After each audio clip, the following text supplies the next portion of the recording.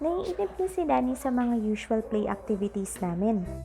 Kaya naman with Johnson's Playdays, I will teach you how to do a DIY maze na fit para sa mga toddler below 2 years old. Kailangan nyo lang ng crepe paper, scissors, at washi tapes to hold it together. First step is kailangan nyong gupitin yung crepe paper.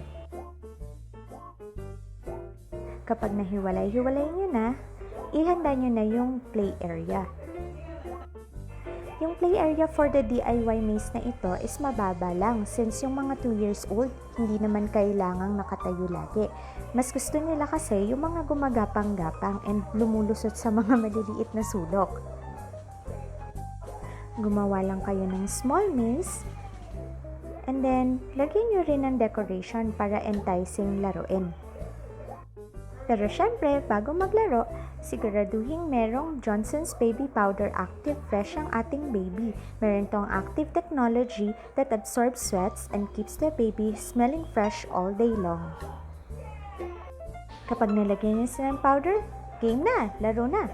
Don't forget to demonstrate muna sa kanila. And then of course, sila naman yung gagawa. Para fun!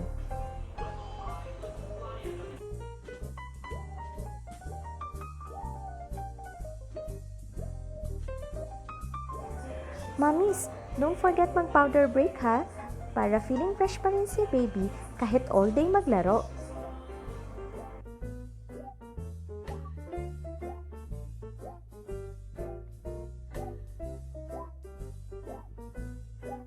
Siyempre, sa dinami-dami ng gapang-gapang at hawak-hawak, wag po nating kalimutang i-wash ang hands ni baby right after play. This is Mommy Jujuy reminding you to protect the joy of play. Happy Play Day!